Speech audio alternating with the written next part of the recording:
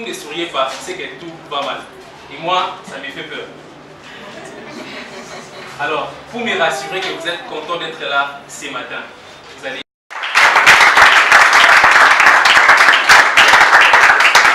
Je voudrais particulièrement au nom de la promotion L1 Communication Sociale vous souhaiter nos chaleureux mots de bienvenue. Et d'abord, merci pour cet effort consenti d'être là ce matin. Et aussi, nous sommes là, bien évidemment, dans un cadre purement scientifique.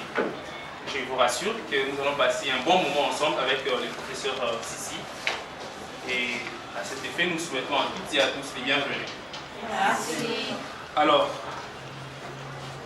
vous allez voir, le thème de notre conférence, c'est les communicateurs sociaux en œuvre.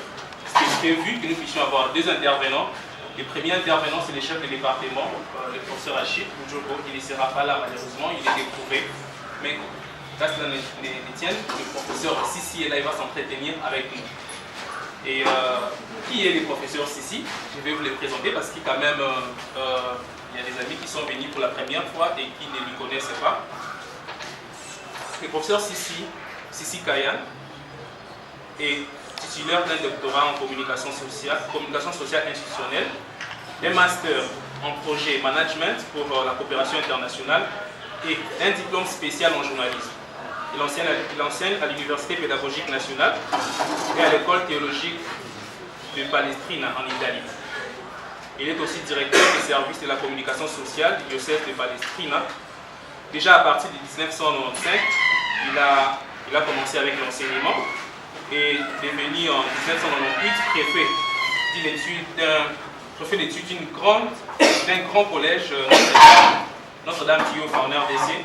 Et jusqu'en 2005, il quitte son département pour aller étudier en Europe, où il va entamer les Roms et il va poursuivre l'étude des sciences de l'information et de la communication de l'autre côté là-bas. Donc il est l'auteur de plusieurs livres. Nous d'ailleurs, nous avons la chance de lire certains de ses ouvrages. Bien évidemment, il nous en parlera. Alors, le thème, c'est les communicateurs sociaux en œuvre. Lui, qu'est-ce qu'il fera? Il nous parlera, il nous dira d'abord qui est un communicateur social, de quoi s'agit-il? D'abord les sujets, et il nous parlera des enjeux, il nous parlera des perspectives d'avenir. Il y a un peu plusieurs choses qui englobent. Nous sommes étudiants, nous sommes venus apprendre, et ça sera bénéfique pour nous. Donc nous allons lui écouter. Ça sera la première partie, et puis la deuxième partie consistera à poser des questions, et ça sera interactif. Il va répondre à certaines de nos préoccupations. Alors, je vais accorder la parole au professeur Sissi.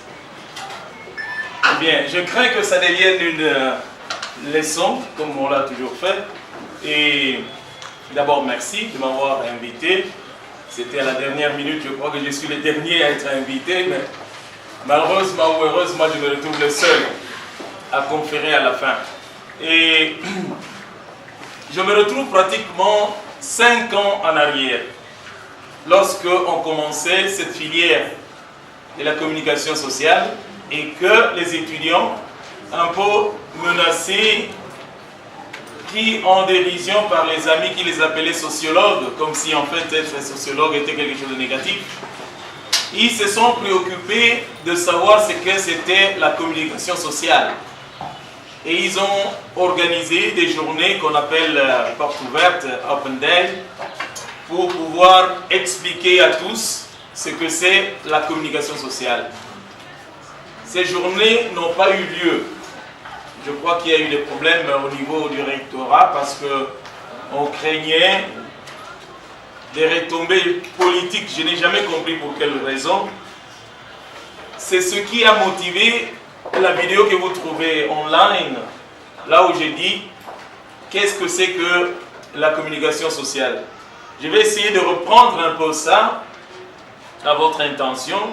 C'est ce que déjà nous avons vu en classe, mais surtout ce qui est très important, et c'est là répondre à votre désir, c'est vous donner quelques conseils pour ce qui concerne cette, entre guillemets, carrière que vous allez entamer. Évidemment, la communication sociale, comme vous le savez, c'est plusieurs fois, oubliez tout, retenez ces mots, changement. Ce serait là un slogan, sorte de leitmotiv de notre engagement et de tous les efforts que nous devons conjuguer dans les processus de formation, votre formation. Vous verrez plus loin que je vais insister sur 4 verbes. Être, savoir, savoir-faire et savoir-être. Je disais donc que le slogan que nous disons là, communiquer pour changer, c'est une sorte de leitmotiv pour notre engagement et de tous les efforts que nous devons conjuguer dans les processus de formation pour ouvrir à chacun de vous les perspectives d'un futur utile à vous-même et à la société. En fait, quand vous devez choisir une option, je crois que votre choix est guidé par 3 critères. D'abord, ce qui vous plaît, n'allez pas faire ce qui ne vous plaît pas. Deuxièmement, vous devez en avoir l'habileté, en avoir les capacités. Et troisièmement, ça doit aussi vous donner une perspective de travail. Ça doit vous donner la possibilité de bien vivre. Et nous sommes là. Donc, nous devons sérieusement nous former, apprendre à aimer ce travail, ce métier, et que ce soit un métier, à la fin,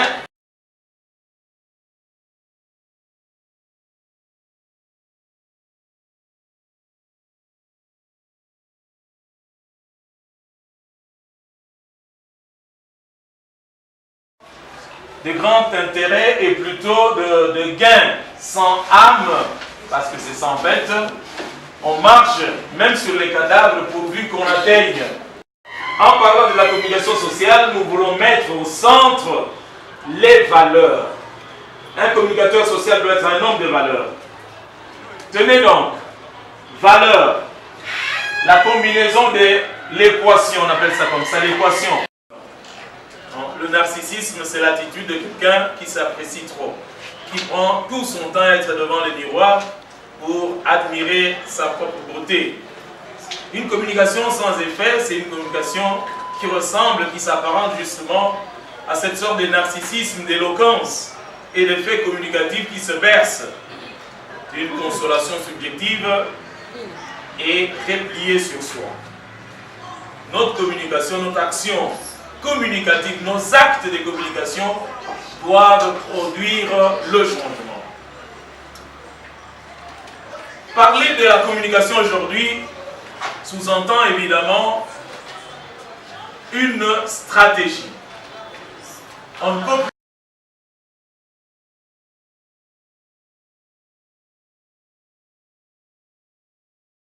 plus. Aujourd'hui, ce n'est plus ça.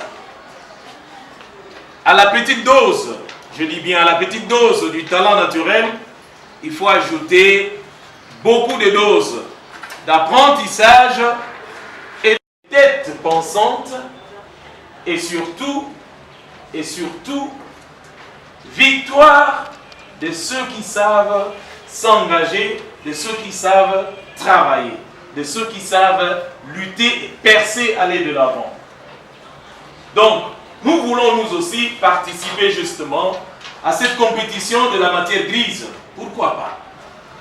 Pourquoi pas? Qu'il y ait une sorte de concours au niveau national, eh bien, qu'on ait la joie d'y participer, surtout de même. Qu'il y ait une compétition au niveau de l'Afrique, qu'on ait la joie d'être participant et de gagner. Il est malheureux de constater que à des différents niveaux, degrés de compétition qu'il y a, nous sommes les grands absents. Au Congo, disons ceci. Si vous faites une inscription en ligne, vous voulez étudier à Louvain-la-Neuve par exemple, ce qui est enregistré dans leur système ici à Kinshasa comme université, c'est quoi? C'est l'université de Kinshasa. Donc de tout ce qu'il y a comme enseignement supérieur ici, ce que eux savent, c'est seulement ça. Et nous sommes de grands absents. C'est dû à quoi? À qui la faute? Chacun devra prendre sa part des responsabilités. Sûrement, j'ai ma part en tant que professeur, sûrement l'administration a sa part en tant qu'administration, mais sûrement vous aussi comme étudiant, vous avez persévérance et mettre du sérieux dans ce que vous faites. Bien, je voudrais par là dénoncer en quelque sorte un temps où le savoir-faire naturel suffisait et augurer un temps nouveau où la seule bonne volonté ne suffit pas. Place donc à l'expertise et au perfectionnement. C'est d'ailleurs dans cette logique que s'inscrit la nouvelle donne de la compétitivité basée sur, comme je disais, la matière grise, source de tout développement authentique. La source du développement, c'est là, c'est d'abord la tête. Ce qui ne marche pas ici, c'est d'abord la tête. Le changement commence par la tête. Ce serait aussi enfin vouloir sortir d'une logique de nous-mêmes, nous serons déphasés. Pour parler du changement, ou mieux de la communication sociale comme locomotion, comme mobile du changement, j'ai choisi en fait de l'envisager comme locomotion, pour reprendre l'expression chère à Cartwright Zander, pour expliquer combien nous voulons attribuer à la communication sociale bien sûr, la mission de porter une communauté, une collectivité d'un point A à un point B, dans le sens d'être plus, dans le sens de savoir à travers une dynamique de locomotion les différentes communautés à arriver à quoi? À un plus d'être. Aujourd'hui c'était comme ça, demain qu'il soit plus. Un plus d'être, un plus d'avoir. Leur revenu aujourd'hui c'est ça, demain qu'ils aient des plus. Un plus de savoir. Ils étaient ignorants, ils arrivent à une connaissance supérieure. Mais aussi à un plus de faire. Ils faisaient moins et maintenant ils font plus. Donc la locomotion, en travaillant sur nos points faibles, weakness, en saisissant au bon les opportunités autour de nous, opportunities, et aussi en tenant compte bien sûr de menaces, threats. Cette locomotion doit mettre à profit d'une part les énergies de chacun et aussi la tension interne comme ce qui pousse le wagon et comme ce qui canalise les énergies. Tout cela, nous sommes en marche vers les objectifs. Pour ne pas vraiment être trop théorique, je voudrais dire que notre communication sociale est un ensemble des actes de communication qui visent à modifier des représentations des comportements ou à renforcer les solidarités. Elle informe sur les problèmes sociaux afin de faire prendre conscience, de redonner aux individus le pouvoir de l'agir. Elle transmet des valeurs pour renforcer les réseaux de solidarité. En d'autres termes, la communication sociale informe, éveille, conscientise et mobilise. Voilà d'abord notre mission. Jusque-là, je suis en train de parler de notre mission pour le bien des autres. Et bientôt, je dirai ce qui nous concerne nous-mêmes pour une bonne carrière. Ceci relie évidemment les processus du changement social que nous avons vu à travers le cours de l'animation socioculturelle, c'est-à-dire les dévoilements. Nous devons aider la communauté à voir autour d'elle les problèmes spécifiques et voir au-dedans les potentialités, les capacités de s'assumer et d'amener un vrai changement. Et puis, la mise en relation, réussir à fédérer les forces, à construire une communauté, à construire une synergie de changement. Et enfin, la créativité. C'est seulement à travers un dynamisme de créativité que nous pouvons changer. Nous devons sortir des chemins abattus. Nous devons inventer notre voie. Ça, c'est très important. Et ici, le concept important, c'est l'innovation. Quand on parle de la créativité, il faut tout de suite relier à ces mots l'innovation. Voilà. Tout cela nous amène à une conscience d'être. À une conscience d'être nous-mêmes et d'être communauté. À une conscience d'agir pour trouver des solutions innovatrices, créatives. C'est un peu ça le grand défi. Donc l'acteur du changement social, à travers tout ce que je vous dis, c'est vous amener avec une grande capacité créative et innovative de créer du travail. Aussi petit soit-il, mais créer du travail, créer de l'emploi. Évidemment, pour arriver à tout ceci, vous comprenez que la communication sociale recouvre des aspects forts, hétéroclites, mais qui ont un trait aux interactions entre les différentes parties de la société. Il y a les citoyens, les collectivités, les associations, les syndicats, les politiques, ainsi de suite. La communication sociale s'apparente régulièrement à la communication éducative, à la communication au service du développement durable, mais aussi à la communication dite publique et politique. En fait, je veux simplement dire qu'il n'y a pas de communication qui ne soit sociale. C'est ça la vérité. Toute communication est d'abord sociale. Avant d'être des entreprises, avant d'être des journalistes, tout est d'abord social parce que c'est un processus qui concerne l'homme en tant qu'animal social. C'est un processus distinctif de l'être homme. Et évidemment, la communication, c'est un lien social entre les personnes. Donc, soyez orgueilleux, je dis bien, soyez orgueilleux, je veux dire fiers d'être ici. Soyez fiers de faire la communication sociale parce que, non seulement, en termes de formation, c'est une convergence des disciplines, mais en termes de perspective, c'est une bifurcation. C'est-à-dire, pour vous former, vous devez recevoir plusieurs disciplines transversales. Bifurcation. Alors, la locomotion est avant tout une dynamique participative où les forces s'entrechoquent pour créer et engendrer le mouvement. C'est toute la communauté qui doit être impliquée dans les processus du changement. Chacun par rapport à d'autres. Ceci n'exclut pas qu'il y ait un chef, un premier, un second, ainsi de suite. En anglais. Hein? En anglais, to dream, c'est-à-dire je veux, j'ambitionne, je veux arriver là. Et à l'acteur, les qualités, skills,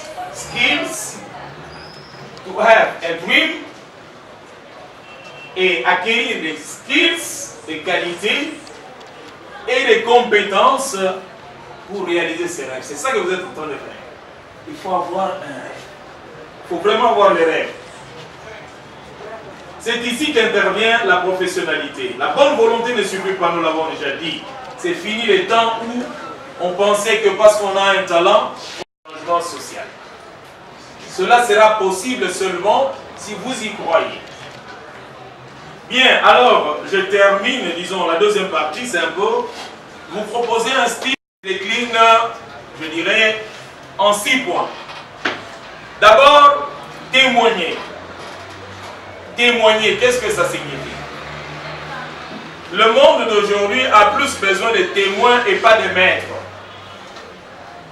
Être un témoin c'est celui qui a vu et qui vient raconter.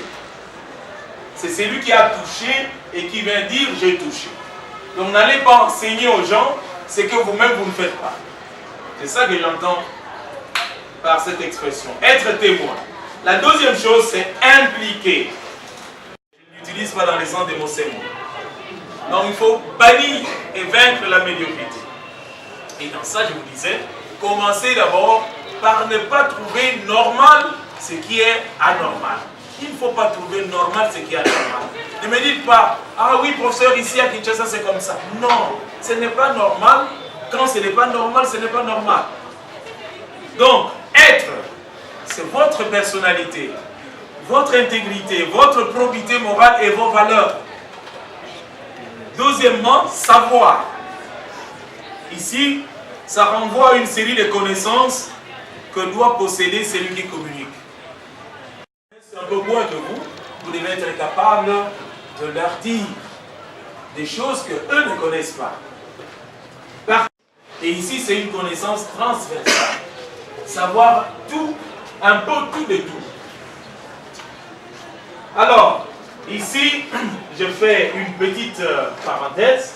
Ce serait peut-être le sujet du professeur Achille, tel que me l'avait...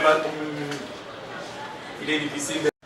On a toujours raconté de cet homme-là qui avait affaire aux Noirs et qui mettait de l'argent, des billets de banque dans des livres parce qu'il savait qu'il ne les aurait jamais ouverts. Vous comprenez? Hein? C'est grave. Hein? Nous avons cette réputation-là de ne pas lire, de ne pas aimer la lecture. Pourtant, pour nourrir l'esprit, pour acquérir le savoir, nous devons étudier. Et je m'amusais en disant, prenez au moins les syllabus. Pas pour enrichir les professeurs, c'est d'abord pour vous. Bien, après être, savoir. Troisièmement, c'est... Troisièmement, le savoir-faire. Ceci évoque les aptitudes propres à l'art de communiquer qui font de l'acteur social un bon communicateur. Il s'agit d'éveil, conscientise et mobilise. Et ici, je répète, je le dis en d'autres termes, il s'agit d'une mentalité éducative, de la capacité d'animer un groupe et de travailler en équipe. Ceci exige évidemment une méthodologie. Ceci exige une pédagogie, une manière de procéder, d'aller vers les buts. C'est ici que s'exprime la créativité pour ne pas imiter nécessairement à son vécu concret. Je vous ai parlé aussi de l'anthropologie de la communication. Ce livre-là que nous avons écrit, disons, collectivement. C'est un livre, normalement, les professeurs Achille et le chef de travail et de travaux, Doudou, comment il s'appelle? Oui. Eux, en fait, ils sont éditeurs. C'est-à-dire, quand vous voyez la couverture du livre, c'est mal écrit parce qu'on a dit auteur. Non, ils ne sont pas auteurs. C'est un livre collectif où chacun donne sa contribution et il y a des gens qui rassemblent, qui mettent ensemble, on les appelle éditeurs ou directeurs de la publication. On voit bien qu'il y avait une erreur, je crois, au niveau de la maison de publication. J'en parle pour dire qu'il est important de focaliser sur les personnes, de connaître les destinataires, leurs profils, leurs besoins, leurs problèmes réels, pour être plus proche d'eux et en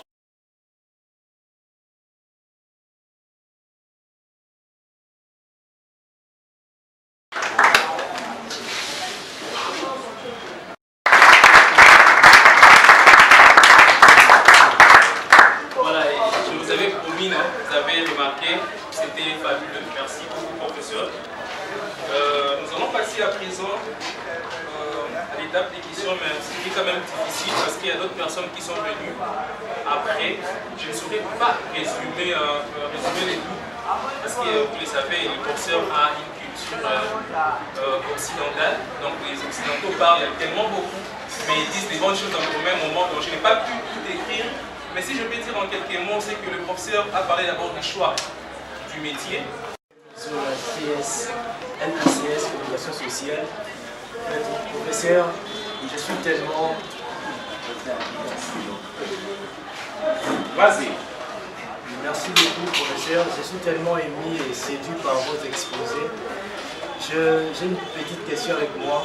Je voudrais savoir, après avoir tout ce que vous venez de dire, vous avez dit à ce que j'ai retenu qui va accompagner ma question, c'est toute communication est sociale, tout d'abord.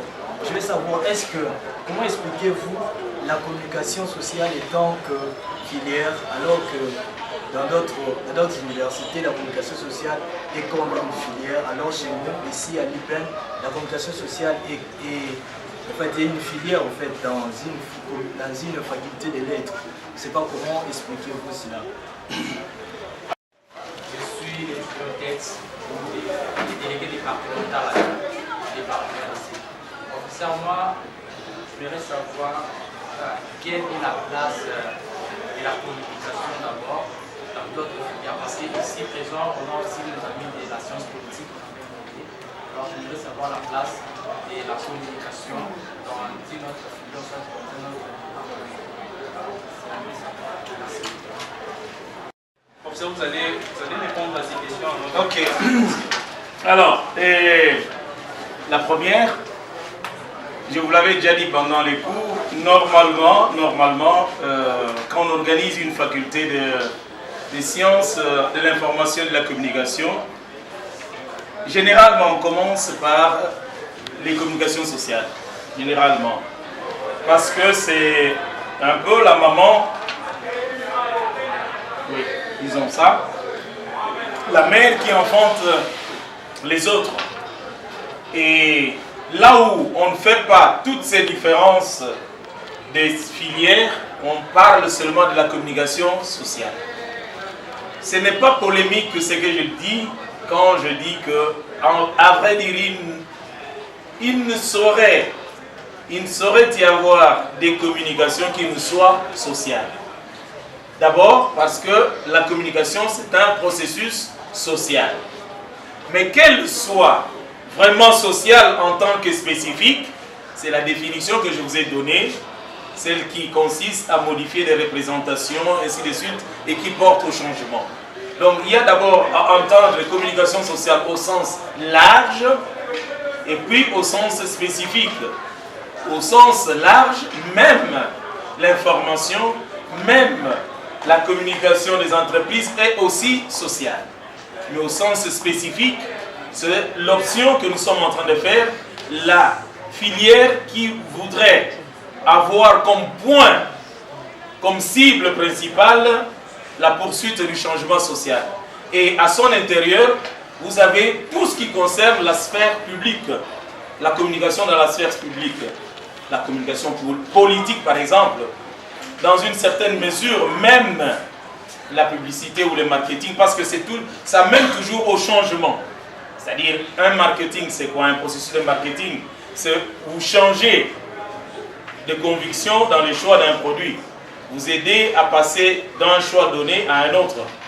Donc, dans le sens, au sens large, très large, la communication sociale englobe tout. Au sens spécifique, il s'agit d'une filière, celle que nous sommes en train de faire, dont l'objectif est de vous amener à devenir des acteurs de changements sociaux qui veulent changer la société à partir de la communication. Deuxième question, la place de la communication par rapport aux autres départements. Je crois que... qu'est-ce qu'on peut faire sans communication? Chaque département, évidemment, communique, non? La communication est tout. Et il n'y a rien sans communication. Mais évidemment, si nous parlons de la communication comme science, alors ici, il faut parler de la complémentarité. Ça va? La complémentarité entre les disciplines. Parce que, à la fin, et surtout, la communication a besoin de toutes les disciplines en son sein. Surtout lorsqu'on parle de la communication anthropologique. Donc, les autres domaines des connaissances, soit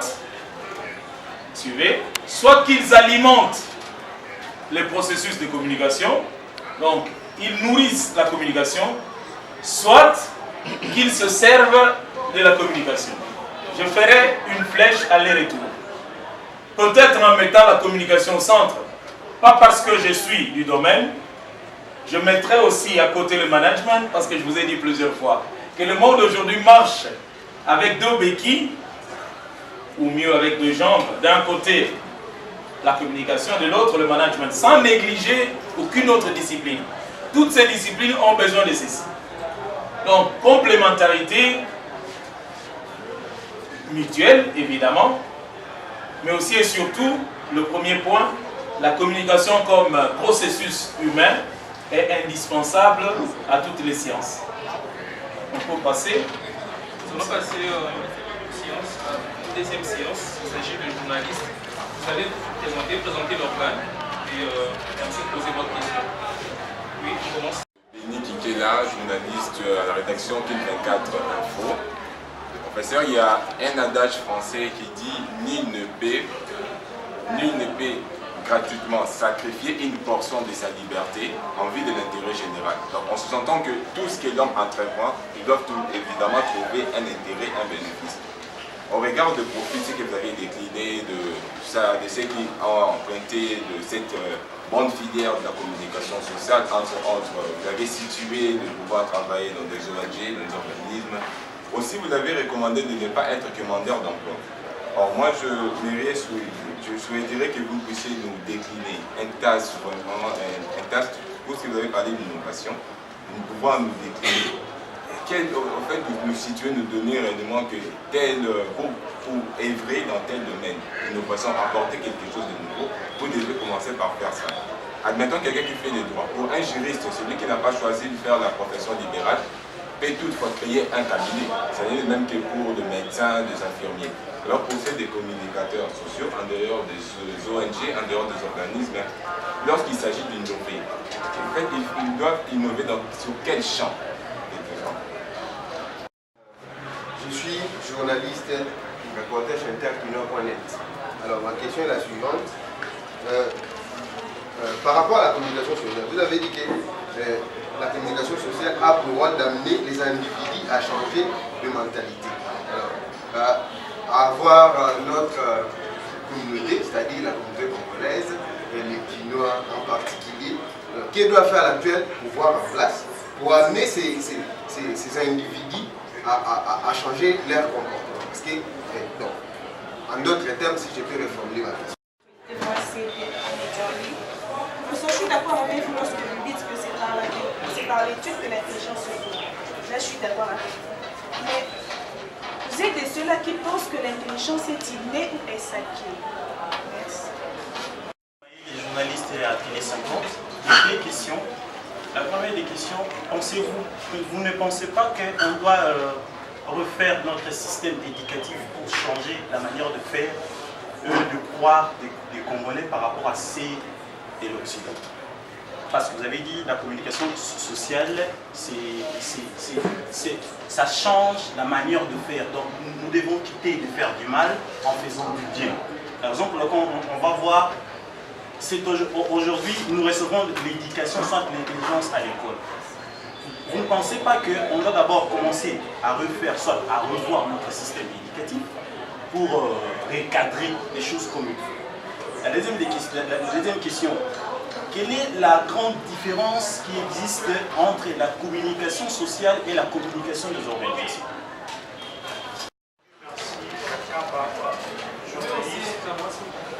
Dieu merci, Kaka, journaliste à la radio Saint-Malo. Ma question est celle-ci.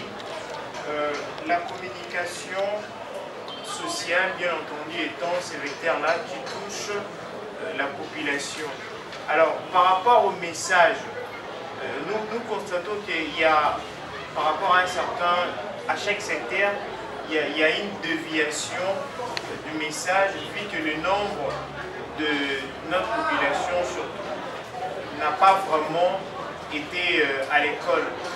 À ce moment-là, est-ce que la communication sociale touchant les sociales ou bien la société, ça impacte-t-elle par rapport à son but concernant la population? Merci. On ne parlait pas des sciences de la communication et de l'information. Hein? Ce qu'il y avait au début, c'était l'école du journalisme. Hein? La première et la plus grande école où j'ai eu l'honneur d'étudier à Missouri, c'était l'école Journalism School, donc l'école du journalisme. C'est après qu'on a compris que la communication en tant que processus avait besoin d'une attention scientifique. Et alors, d'abord, c'est né comme communication, étude de communication. Et puis après, communication sociale. On a compris qu'il fallait, disons, l'élaborer de manière un peu plus complète. Et c'est alors qu'on est passé aux sciences de l'information et de la communication, pour mettre ensemble la tendance à privilégier l'information et puis de l'autre côté, la communication comme processus. Pour le moment, la communication, disons, sociale, ou mieux, les sciences de l'information et de la communication se servent souvent de la méthodologie propre aux sciences sociales. Pour le moment, c'est ça qu'on utilise, la méthodologie des sciences sociales. Alors, cela implique évidemment l'interdisciplinarité. Ce qui fait que ça dépend vraiment de l'optique que vous prenez pour le travail que vous avez à faire. Si cela fait appel à l'anthropologie, c'est clair que vous devez ensemble, avec la méthodologie des sciences sociales, utiliser aussi, pour ce qui concerne l'anthropologie, la méthodologie de l'anthropologie. De la même façon, pour ce qui concerne la philosophie. Donc, nous insistons beaucoup en ce qui concerne les sciences de la communication, nous insistons sur l'interdisciplinarité. Mais maintenant, j'ai personnellement un livre, je l'ai avec moi, un livre sur la méthode propre des sciences de l'information et de la communication. Disons, recherche en communication. Et là, l'auteur promettait, justement, étant le changement de l'individu. Je crois que le pouvoir a peut-être peu à faire pour le changement de l'individu. Le changement doit partir de la base. Si nous nous mettons dans l'optique de notre cours, insuffler le changement se fait au plus bas niveau. Mais le pouvoir peut favoriser. Le pouvoir peut à tout niveau favoriser que ça change. Par exemple, comment est-ce que le pouvoir peut lutter contre la corruption? Il faut aller voir quelle est la cause de la corruption. Qu'on paye bien les gens, qu'on structure bien les services, que les gens soient primés, que chacun reçoive ce qu'il mérite. Si on combat la corruption de cette façon-là, on peut alors espérer que vraiment tout puisse changer, chaque domaine. Mais ça ne sera jamais une imposition du haut vers le bas. Le pouvoir peut néanmoins favoriser par les différentes réformes que les choses changent. Troisième question, l'actualité. Disons, je lis beaucoup actualité CD. Quand je vais, alors chaque jour quand je me réveille, le premier site pour savoir avoir les nouvelles du Congo, quand j'ai fait le tour du monde, je lis d'abord Congo Média, congomedia.net. Après celui-là, je vois actualité.cd, et puis Politico, c'est la même chose, je crois. Oui, au début, ils étaient ensemble, je crois. Ils se sont séparés. Et puis après, je vois Radio Okapi. Quand j'ai vu tout ça, j'ai eu l'idée d'essayer. Et puis le reste là, c'est du journalisme citoyen en général. Alors, l'intelligence peut être innée. Je vous avais dit qu'après beaucoup de recherches, tout ce qui est inné ne suffit plus. Pour qu'une intelligence soit efficace, opérationnelle, il faut qu'au caractère inné, qu'on ajoute l'acquisition. Je vous avais dit qu'avant on disait il fallait 60% du talent naturel et peut-être 40% de l'apprentissage. Aujourd'hui c'est non. D'abord, ce qui est inné représente peu, 20% presque. Le reste c'est l'étude, l'apprentissage, mais aussi l'engagement. Je vous ai donné l'exemple, l'étude qu'on a reportée, disons, c'est l'exemple des musiciens. Des enfants nés avec le même talent. Tous avec le même talent. Celui qui a fait le pas moyen, c'est celui qui a étudié. Mais celui qui est arrivé vraiment parmi les élites, c'est celui qui, après l'étude, s'est engagé à apprendre. Par exemple, par jour, il avait 8 heures d'entraînement. Donc, au talent naturel, il faut ajouter l'apprentissage et l'entraînement. Donc l'engagement, l'assiduité à faire, à apprendre toujours. Est-ce que l'école doit changer? Moi, je suis de ceux-là. Parce que, en fait, quand je dis combiner, quand je parlais de l'équation nécessité-service, l'école, c'est un service. Les études que nous faisons sont un service. Mais ça répond à quelle nécessité? Il y a beaucoup comme moi, comme vous, qui pensent qu'on doit reformuler notre système éducatif. On doit avoir un système d'enseignement qui réponde à nos besoins. Jusque-là, nous avons un système copié de l'Occident. Un système qui, au bout, disons, à la fin, ne nous permet même pas d'être efficace pour notre contexte. Et dans certains de mes textes, je compare l'Afrique à une pirogue ballottée entre deux rives. C'est-à-dire, on nous a fait partir d'une rive, la rive entre guillemets de notre vie sauvage, en nous prospectant la vie de la civilisation. Mais entre-temps, nous ne sommes arrivés ni à la rive de la civilisation. Au moment où nous avons déjà quitté la rive de notre tradition, nous sommes là au milieu. C'est le perdu. Nous devons retrouver un système, avoir toujours la pensée nuancée, ne jamais trancher. Alors, pour nuancer, nous avons besoin de la compétition. Vous voyez, le Congo ou l'Afrique, ce n'est pas un monde à part. Nous sommes en interaction avec les autres. Donc sur cela, nous devons aussi apprendre des choses qui nous mettent au niveau d'une compétition avec les autres.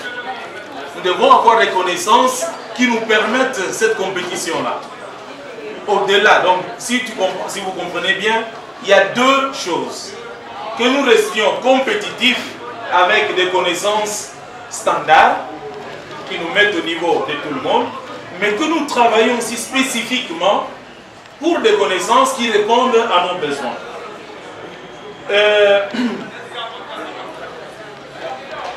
Adapter, disons,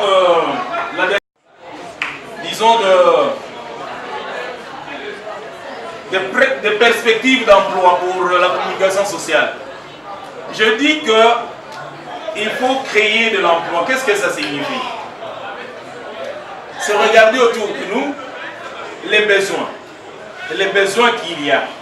Et en fonction de ces besoins-là, chercher avec la créativité et l'innovation, mettre sur pied des services, grand business, les mamans, comme elles vont prendre du pain pour distribuer, maintenant vont prendre cette sorte de charbon pour distribuer et vendre. Donc, il y a lieu d'être créatif, pas nécessairement seul. Quand vous allez à l'Europe aujourd'hui, vous entendrez parler de start-up. Start-up de ceci, start-up de cela. Par exemple, des gens, ils voient qu'en ville, il n'y a pas d'endroit pour faire du jardin. Jardin, disons, pour des fleurs. Qu'est-ce qu'on invente? J'ai une amie qui a fait, disons, le master avec moi. C'est ça qu'elle a inventé comme business. Maintenant, à Rome, elle carbure bien. Elle a mis sur pied cette petite coopérative société. Ils travaillent. Et ils sont sollicités partout. Parce que les gens ont besoin de ça. Donc, il faut d'abord percevoir les besoins. Alors, créer des services qui répondent à ces besoins-là. L'équation service, nécessité. Au milieu, il y a votre intérêt. Si on peut passer à la dernière série, pour moi, trois personnes. Alors, on prend. Je réponds au nom de Denis Barthelon, je suis invité. D'abord, je voudrais premièrement vous poser la question. La première question, à partir de la réponse à la question, je pourrais te poser la deuxième question. Alors, je voudrais savoir, vous nous avez conseillé d'être modéré à l'usage ou à l'utilisation de l'Internet.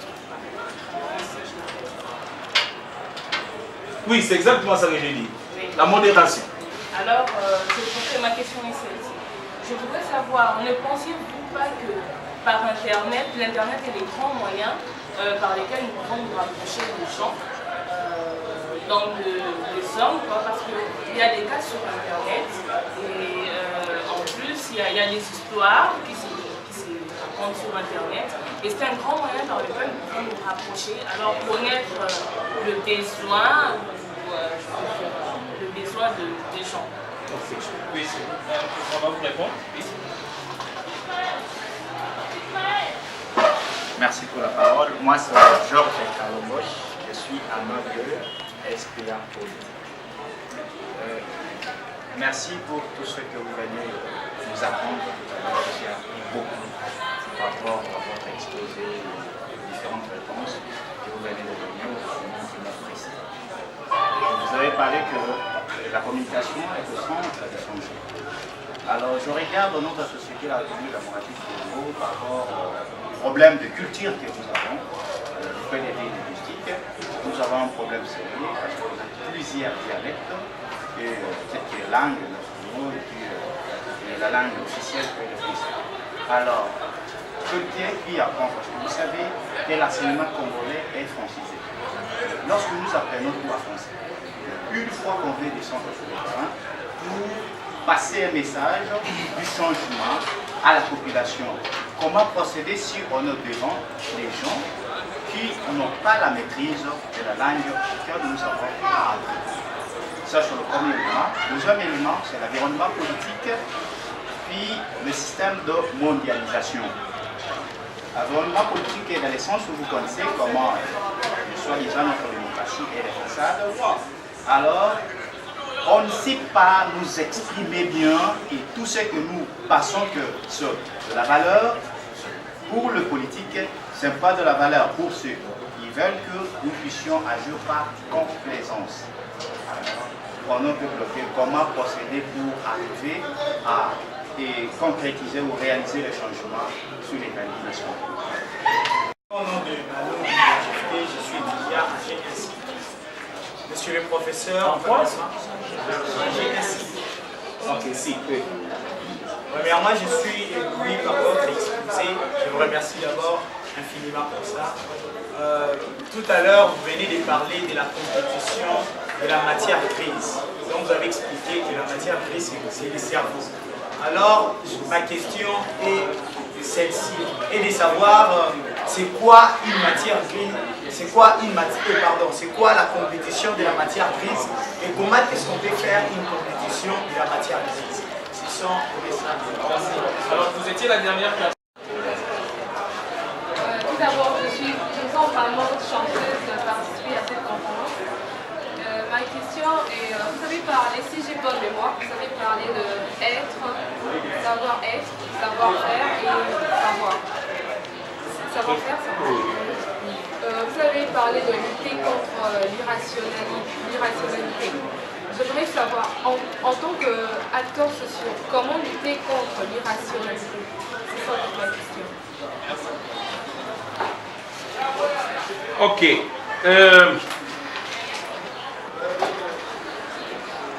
Bien, je commence par...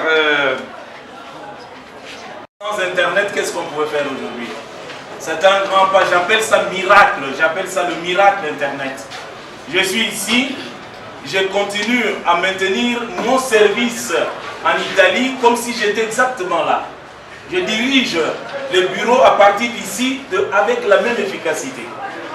Vous avez vu autrefois, j'étais là, en 2 minutes, il y avait un événement important, je devais tout de suite là publier à distance et, non, disons, c'était un petit temps de silence et tout était fait quand je vous ai fait voir au tableau que la nouvelle était déjà sur le site. Donc, c'est vraiment un grand avantage. Quel monstre est devenu ce qu'il avait inventé. Il y a maintenant des séminaires pour voir comment remettre sur les rails justes l'utilisation de l'Internet. Hein? Et par exemple, il y a le contrôle ni sur Google, ni sur Facebook, par exemple. Donc, ayant constaté tous ces abus, je crois que petit à petit, les gens veulent mettre des garde-fous. Donc, c'est un très bon outil, rien à faire, mais il faut un usage modéré, correct et responsable. La communication, langage, diversité des dialectes, ainsi de suite, c'est un vrai problème. Je suis aux États-Unis, je n'ai que le français pour communiquer avec mon frère de Kisangani. Vous comprenez? Je suis en France et je ne peux même pas parler mal d'un français avec mon frère congolais parce que je n'ai que le français pour communiquer avec celui de Lubumbashi. Donc, c'est un vrai problème d'ailleurs et c'est aussi ça qui fait la difficulté à nous sentir nation. J'espère que vous savez quelle différence il y a entre nation et État-pays. Donc, nous sentir nation, c'est aussi ça la difficulté. L'unité de la langue, c'est le chemin que l'Italie, par exemple, a pris pour devenir un pays. Chez nous, c'est difficile. Bien, l'idéal vraiment serait d'avoir quand même une langue qui unit tous les Congos. Je ne sais pas quand on va y arriver. L'animation socioculturelle, c'est pas seulement l'animation socioculturelle. La communication sociale, c'est un processus simple et des simples. C'est vrai que vous apprenez l'intelligence, c'est de rendre terre à terre, je peux dire, ces grandes connaissances que vous avez.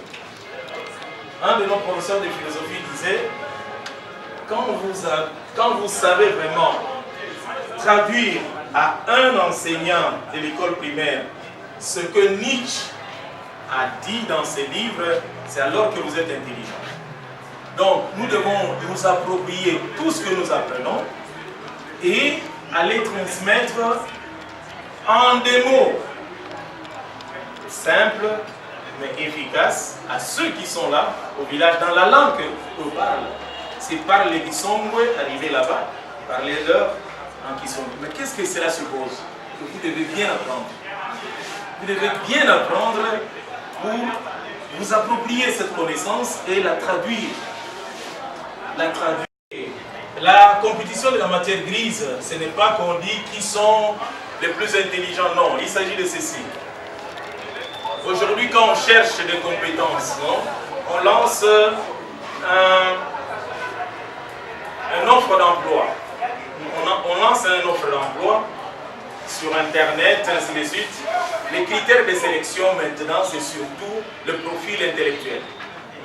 Le profil intellectuel, souvent on vous demande, quand vous êtes sélectionné pour l'interview, on vous demande, on vous pose des questions pour vérifier votre capacité intellectuelle, votre capacité de trouver des solutions. L'intelligence, c'est quoi en fait? L'intelligence, c'est comprendre et résoudre. C'est ça l'intelligence. Comprendre et résoudre. C'est-à-dire comprendre ce qu'il y a autour de nous et être capable de trouver des réponses. Or, toutes les sociétés ont besoin de ça aujourd'hui. Et l'intelligence, on appelle le business. Ça sera fruit de votre intelligence. Celui qui n'est pas intelligent, il n'arrive nulle part. L'intelligence, ce n'est pas d'abord le fait de parler français. Ce n'est pas d'abord ça. On peut aussi être intelligent sans avoir été à l'école. Hein? Nous avons dit à l'intelligence innée, mais il faut perfectionner par l'apprentissage. Dernière question, c'est la lutte contre, disons, comme on a qui a posé la dernière question, l'irrationalité. Alors, je crois qu'il faut vraiment prendre beaucoup de chemin, mais être patient, c'est-à-dire prendre beaucoup de temps. Il faut prendre beaucoup de temps. Parce que pour le moment, il faut lutter en parlant. Il faut lutter avec des actes concrets. Ça ne sera pas facile. Parce qu'il y a beaucoup de facteurs. Je vous disais par exemple les facteurs religieux qui s'en mêlent aujourd'hui, non? Allez dire à une maman que son fils n'est pas ensorcelé lorsque le pasteur a dit que c'est le fruit d'une sorcellerie. Vous comprenez? Elle a confiance en ce pasteur-là qui lui a dit que cette maladie-là, c'est un esprit mauvais, ainsi de suite. Va lui dire que non, maman, tu dois amener ton enfant à maman Yemono, à Ngaliema ou à Monkole, et ainsi de suite. La maman te dira non, le pasteur m'a dit. Et je vous ai dit, lorsque vous réfléchissez ou vous entendez quelqu'un réfléchir, apprenez à dire c'est rationnel ou c'est irrationnel. Nous allons derrière ce qui est rationnel. Évitons tout ce qui est irrationnel. Quelqu'un me dit, il était là, on a tiré et Les balles ne l'ont pas atteint. Alors j'ai dit, écoute, tu es dans quel domaine? C'est l'irrationnel ou c'est le rationnel? Avant de continuer, avant de donner mon avis, toi dis-moi, nous sommes dans quel domaine? Et ah mais toi tu ne crois pas, toi non. Ton discours est rationnel ou est irrationnel? Bien, je crois que c'était une longue bataille, mais avec patience on peut y arriver. Bien, merci. Hein.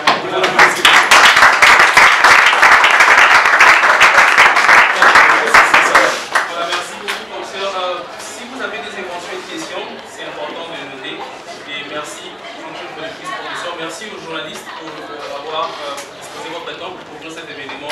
Merci à l'équipe organisatrice. Mais on ne peut pas quand même clôturer ces temps sans pour autant accorder au moins 1 minute à notre délégué facultaire, parce que c'est très important, délégué départemental, allez dire, de pouvoir quand même dire un mot, parce que l'activité est organisée dans son département. Donc je vais l'inviter, Francis, qui va passer ici, juste pour ici.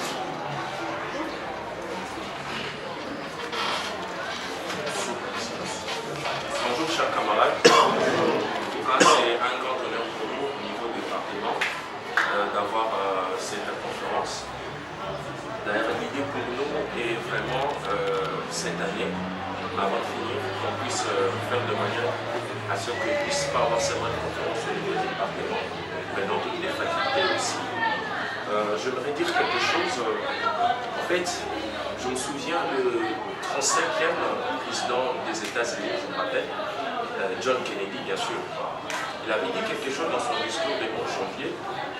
Il a dit si la nation, notre nation est appelée à croître en sagesse et en force, alors toute personne capable d'obtenir son diplôme supérieur doit avoir la possibilité de faire valoir ses talents. C'est ce qui est très difficile pour nous dans notre pays. On a des étudiants talentueux, prodigieux. Ce qui nous fait problème, c'est qu'on n'a pas la possibilité de faire valoir ses talents.